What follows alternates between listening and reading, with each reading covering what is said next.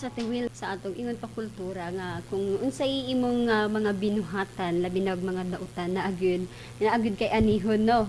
Ang uban na itawag nga gaba or unsa bang mga termino nga pwedeng ma-describe, magamit para ma-describe kung unsa ang pinaka ingon pa resulta or bunga sa imong mga binuhatan. Pero sa Yes. iyang nga pangutana karon at Will is ipa-DNA pa ba daw niya tungod ka nagduha-duha siya. Nga 7 months lang ang ingon pa kung ihapon siguro niya no nga 7 months lang before Ang pagbuntis. Oo, 7 months lang ang pagbuntis. So, usa na sa ingon pa mga red flags medyo nalibog pod ko nga apil. Lisod din nga ingon wala tay experience ug nga dayon ta makatuhog ingon pa. So sa para sa imong siguro kung ingon pa para gyud sa imong ikahapsay sa imong una-una no ikuan mo peace of mind. May kakayanan naman na siguro siya at Will no. Dili ingon pa basta-basta nga mo request ta og DNA test. Pero ingana ang ako lang siguro is na-mention mong gud niya nga duol sa iya og lambing ang bata. So whatever happens siguro unang-una may sayop man ang inahan pero dili na siya ingon nga rason para ang bata ang bugahan.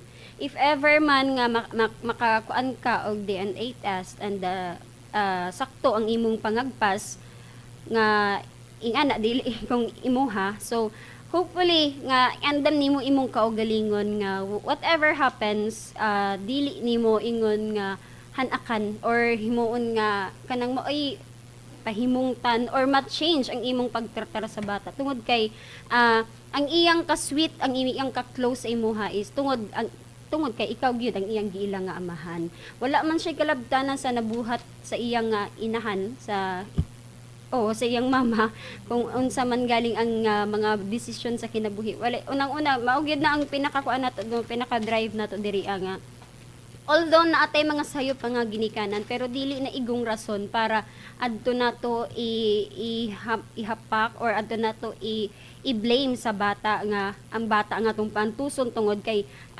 nasayop ang amahan or inahan unya naa sa imong atubangan ang bunga nga may magpahinumdum sa imuha sa ilang nabuhat nga mga kasaypanan pero kung buot nimo hunahunaon sila pod parte pod sa usa pod sa mga biktima kay napakatawo sila ning kalibutan na nga wala man lang sila contribution sa nabuhat nga desisyon sa ilang inahan or sa ilang amahan. So hopefully if ever nga makuan gyud mapamatud-an nimo ang imong pangagpas, hopefully nga bisan pa man dili nimo ingon usbon ang pagtratar, dili mausab, walay mausab sa imong pagtratar sa ikaduha ninyo nga anak o syempre ligunon nimo imong kahugalingon kay magkaunsa-unsa man ang ingon pahigayon or kamatuoran kung maayo ang imong pagdala sa usa ka bata mubalik mo ila og mo ila gyud na sa imuha so ingana siguro pag pakalig-on og para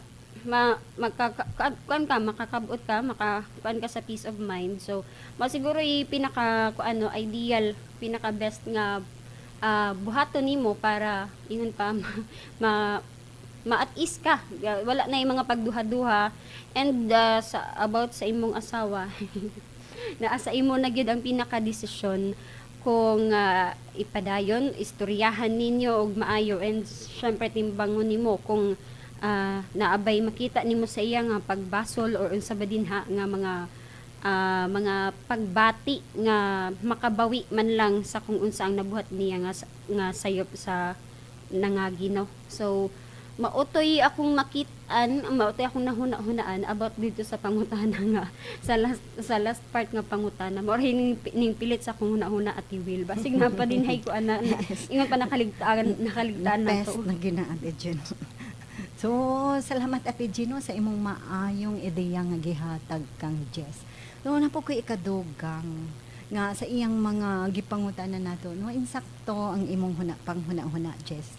Kay sa imong mga pagduha-duha karon nga imo ba gyud siyang anak or diili kay na itong mga pangutana nga gusto gid nato matubag so ato gid nang ipahimutang sa insaktong mga paagi so correct ka nga imo ipa-DNA Kay aron matubag ang imong mga pangutana ug wala nay makababag sa imong panumdum nga nagabother sa imong nauna karon. And then kung mahitabo man gani nga moabot sa ang resulta nga negative gyud dili gid siya imuha. So ayaw i-appeal ang bata no kay bisan dili nimo siya anak apan na do na kanay kuno connection o feeling sa iya nga lambing siya sa imo, and then wala man na i-matter kung tinuod nimo siya nga anak or dili, as long nga gilove nimo siya og love ka sa bata.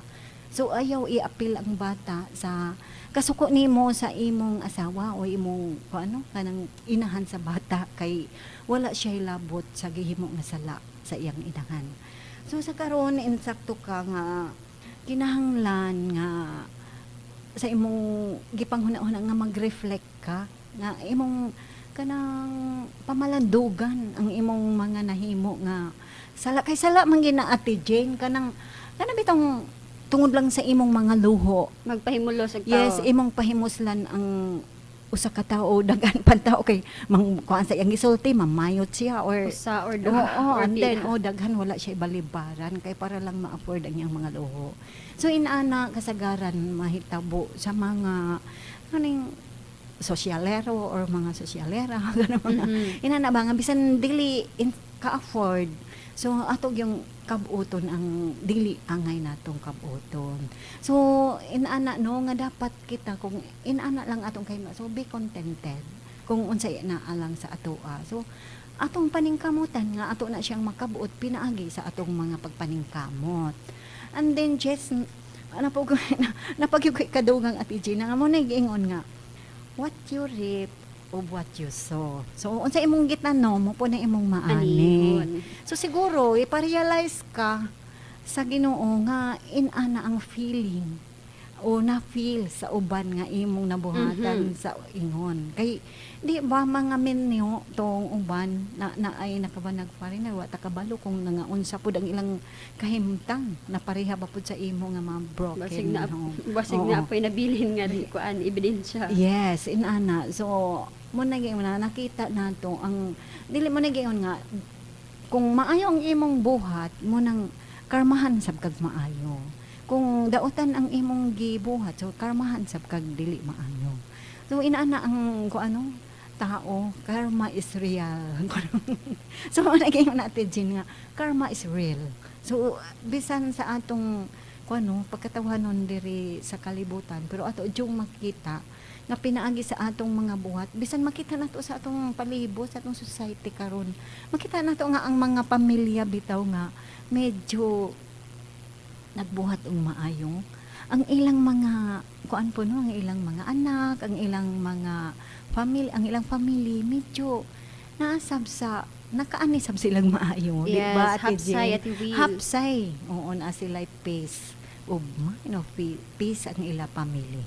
So inana nga kung kita po nagkasala, nakabuhat po tagdi maayo so iparealize po ta sa Ginoo kung unsay atong nabuhat siguro atong pahinumduman siguro ta nga inana ka. So kinahanglan mag-repent ka. So magbasol ka and then ayaw nagbuhat ta pag-usab.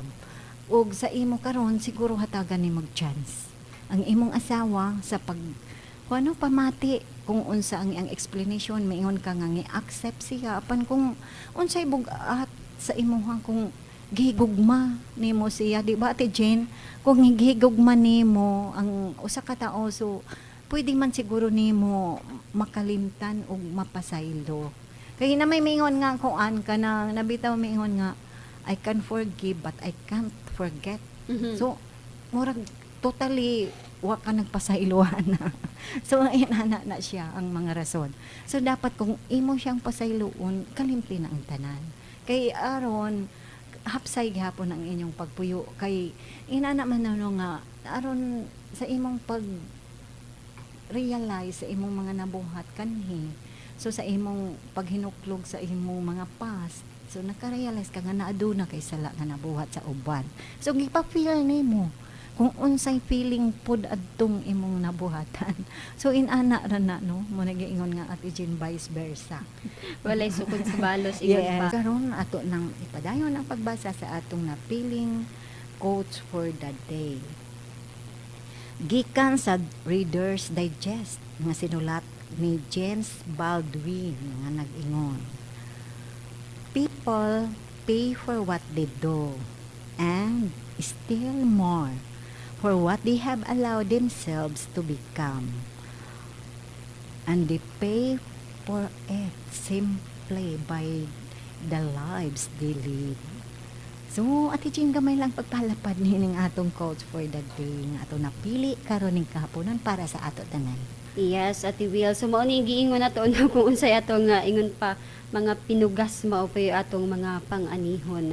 So, simple nga kuano siguro hubad sa ingani nga kahimtang is mismo ang experience sa atong letter sender nga kung unsa ang atong mga binuhatan lagi ato ng pagabayran, ato ng ingon pa antusan or ato ng maani sa pamaagi sa kung giunsa nato pagkinabuhi and syempre dinha kung ingon pa kung unsa atong mga binuhatan maoy atong maani o kung unsa ang atong gitugutan nga mahitabo sa atong mga kaugalingon nga kinabuhi.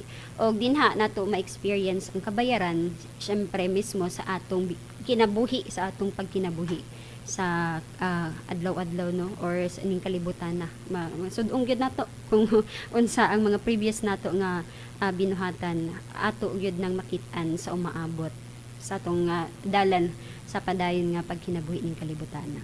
Alright, salamat Ate Jane sa imong pagpadayag no sa atong upaghubad sa atong quotes for the day. So karon man padayon ta sa atong Bible verse for the day ning kahaponon.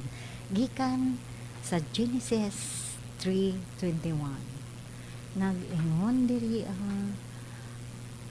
unto Adam also unto his wife did the Lord God make coats of skins and clothe them.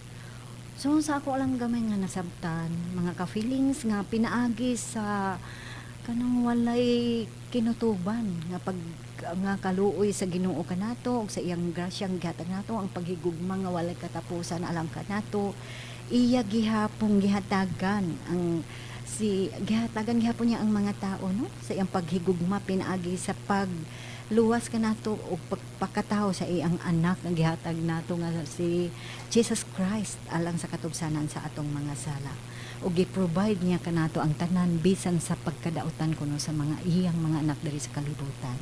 So pinaagi sa atong pagtuo pagsalig sa Ginoo dili kita magpakawa sa paglaom nga anaa siya ng uban kanato o kining tanan no atong isalig sa atong pagkinabuhi nga Kristohanon. Right mga ka-feelings, sugula naman tayo igong oras sa pagpadayon sa atong panag-uban-uban karon ning kahaponon ug uban sa atong ate sa kahanginan. Kini si Ate Jean. O kini si Ate Will ug uban sa atong control nga si Engineer Primo Flores. Salamat sa inyong pagpaminaw ug dalaygon ang Dios.